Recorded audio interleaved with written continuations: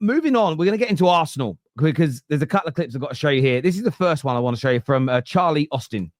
Been crying out now for 18 months, 2 years, and we have a number 9 that's going to take him to the title, where they're hoping Victor Gyokeres is going to come in and do that. And unfortunately, time ain't on his side. He needs to come in and hit that ground running, because that's big money they've spent on him. And ultimately, the football club, the fans have turned around and gone, he's our guy that's going to really get us and win the title.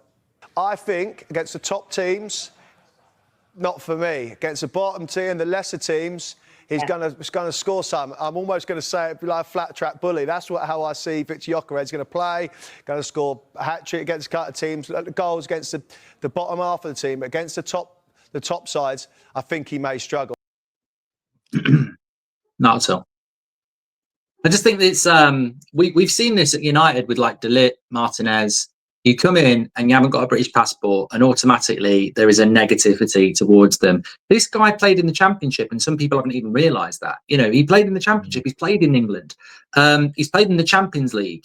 Yes, right, okay, I completely agree. He might struggle against the Man Cities, the Liverpools, but so does Erling Haaland sometimes, because they've got the best defences and the games are tight. There's nothing wrong with being a flat track bully. Ultimately, it's how many goals he scores. If he scores 20 Premier League goals or 30 Premier League goals, and most of those goals against the bottom half, who gives a shit? He's there to score the goals. I think he's a fantastic player. I think he looked very rusty on Sunday, but so did Mbeumo. And there's a big reason for that. They missed about half a pre-season. And I watched the Villa-Newcastle game, and that wasn't Villa. They looked absolutely unrecognisable because they're just not up to speed. And I think it will have done him the world of good to play that game, mentally, physically, an hour at Old Trafford in that environment against two very good centre-backs. Luke Shaw also played well. I think he's going to do really well. I'm quite enjoying watching people write him off, because I think he's going to... I'd still take him over Sesko, even though obviously my loyalty was Sesko because he's at United now.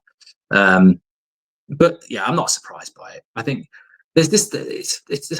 I've noticed it with some of the media as well this year. It's almost like they've gone very fan this, fan that. It's like somebody in their CEO has almost gone, we've got to do stuff for the fans. Something for that. Do you ever see that episode of The Office where they're planning the Christmas party and it's like, do something for the old folk? And he writes, yeah, something for the old folk. And then Tim says, what for the old folk? And he's like, yeah, well, just something for the old folk. And it's like, got to do something for the fans. And like, I don't think in the mainstream, like, the reason it works with us is because we are fan independent content creators. You are the mainstream, and you're almost trying to create the stuff that maybe AFTV did well with a few years ago. You can't just start slagging off players on mainstream media that you don't know anything about because, you know, he's going to be what even is that? Flat track bully.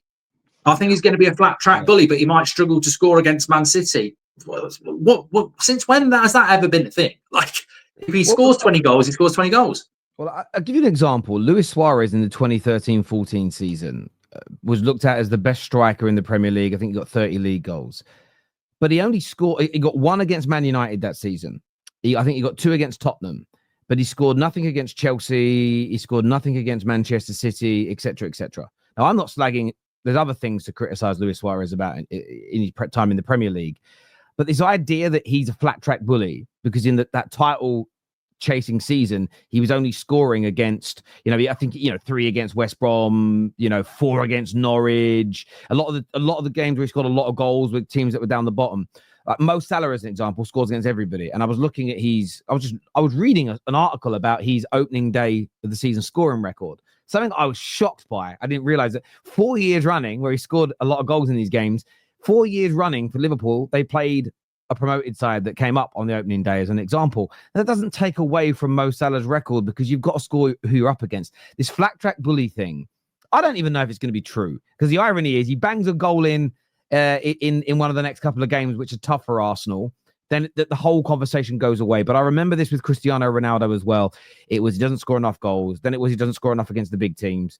Then it was, okay, well, he's not scoring enough in the semi-finals and finals. Then he started doing that. They just keep moving the goalposts. And I think Victor Gyokeres is going to suffer now with whatever he does, the goalposts will be moved. In fairness, Erling Haaland's gone through it. I remember he missed that open goal, or that really good chance in the Community Shield in his first game. Even when he was scoring, he was still being called a League One player. I think you're right. This is the mainstream media doing up fan content, which is meant to have an element of bias in it. It's meant to have emotion in it. And Charlie Austin, I respect him as a football player, but even by the way he's talking, it feels like I'm going to say something that goes viral and maybe I'll keep myself relevant. That's kind of what it feels like to me. It's just crazy. Also, one game in this, we're all capable of saying stuff in the heat of the moment, but that's like analysis, and analysis should be, emotionless. A match reaction after a game, we see it with Roy Keane, Mika, everyone, that's fine. This is analysis. And if we're going to do analysis, please tell me where Gyokeres had a chance to score a goal. And please tell me where Šeško had a chance to score a goal. Like, I heard people saying, Šeško didn't do much in 20 minutes. And I'm like, yeah, Erling Haaland won't do much in an hour if you don't give him a chance. You can criticise his hold-up play. Yes, Gyokeres tackled himself. He looked rusty, but his joy will come. And we've had this at Man United for years as well, when people have a pop at Rashford or Ronaldo or Cavani or whatever.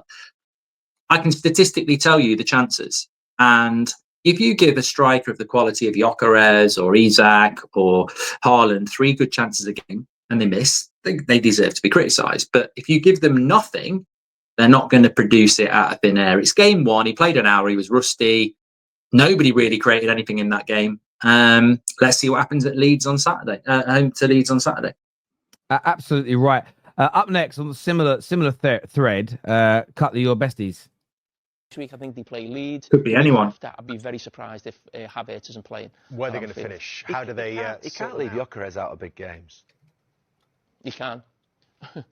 I think. Well, should we get into this later? Well, I mean, later. You say that, but Šeško didn't start on. No, Šeško obviously is not quite up to speed yet, and you can see obviously that he needs probably 2 or 3 weeks of Maybe fitness. It's an argument that Gyokeres wasn't up to speed either. No, but what I'm saying to you is Arsenal need a centre forward. They've brought one in. Look, I'll be honest with you, a lot of people give him a hard time for his performance yesterday. I was watching that game from a gantry. I saw glimpses that I thought he'll be a handful. I think Havertz, in Mikel Arteta's eyes, is too important to him to be a player who's left out week after week. I don't see that happening. I think he'll have. Again, it's like that to me is an irrelevance. It's creating something that you don't need to create. I create content, you create content, people write tweets. I don't need to talk about Havertz is going to drop Gyokeres in game 2 because I don't think I just don't see that happening. I mean, I'm actually with Gary Neville on that. I just think this is the striker that everybody knows they need. Havertz is the striker everybody knows Arsenal don't need. So in a game against Leeds, who've just had a win against Everton, in your first home game, where you want to, and you've got a scrappy win against Man United that your fans will love, but will want to see better football, you're then going to drop the striker everybody wants to see. Gyokeres will play an hour again and Havertz will come on. And maybe by game 4 or 5, if Gyokeres is really struggling, which I don't think he will, maybe Havertz will get back into the team. But Havertz can play off the left. He can play where Odegaard plays. You don't buy a striker for that amount of money that everybody knows you need and then go, no, you were a bit rusty in the away game, I'm going to drop you. Gyokeres will start. And I just think, look, Carragher is a wind-up merchant and he's a Liverpool fan, right? His job, I think, really is to, stir the pot a little bit. And I think he's just stirring the pot. I agree. I agree. I think that a lot of that is in there. And this is what you've got to remember about some of the fear mongering or scaremongering. It's weird how whatever one you say, there's a group of people that always say it's the other one, but I think they both exist now in the modern day world. Anyway, I remember the reports when they were linked to Gyokeres, and it was, remember everyone, the season, what we've been told by Arsenal is they'll be starting the season with Kai Havertz. Well, they didn't, did they? So you've got Carragher now that will say, yeah, there's no chance this will work. Now, 2 knee injuries have slowed him down, but I remember him saying very, very similar about Lisandro Martinez, and 4 or 5 months later having to come out and issue an apology. And everyone's entitled to an opinion, and I'm not saying that he shouldn't be allowed to state what he wants, but it just feels a little bit over the top.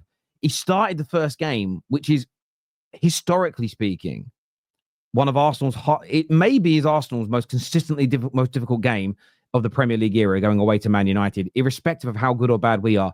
They've won 4 or 5 times, only ever by 1-0, and yet he started that game. And his next comment is, all the big games coming up, it'll be Kai Havertz. Now Kai Havertz will start some of them, and I know what he'll do, Carragher. It will be, see, I'm a genius. I told you I'm right. but then he's going to ignore all the other big games that Gyokeres starts in. So, yeah, I've just found that the Gyokeres criticism to be so over the top. It's unbelievable how over the top they've been with it because of his first game. And I always go back to this. I don't think he's as good as Bergkamp, and I definitely don't think he's as good as Thierry Henry. Both those players took, I think, between 6 to 8 games each to score for Arsenal Football Club. They both came to Arsenal Football Club after flopping at their previous clubs. And this is my message to football fans. You're entitled to an opinion. No one's trying to shut you down. People like myself, and I think I can speak for Mark here, would never advocate that with how we came through in the, we didn't come through in this industry. People like ourselves kind of forged it in many ways, but we're an advocate for fans having a voice. At the same time, I feel like this standards thing, Mark, has got so out of control. People are overly judging players on preseason games, first matches of the season, and they're not looking at historically through football. It takes some players time. It's gone a bit too far for me. It's like every summer, I always watch the film Heat. It's an amazing film. It's so well shot in LA. It's got all the aspects. It's very like Grand Theft Auto, the game, which models itself on it. And I think, a year goes very quickly, and there's not really a film I'd watch every year. And I watch that film every year, and it's 3 hours, and I love it. I don't look at my phone. I love it. And I don't think many people can do that now because they haven't got the patience to not check their phone or this, that, and the other. And I just think it has infiltrated football in a bad way, that I think Gyokeres might not score many goals until February, and it doesn't make him a flop. Like, for me, a player always gets judged on season 2, and now they're getting judged on game 1.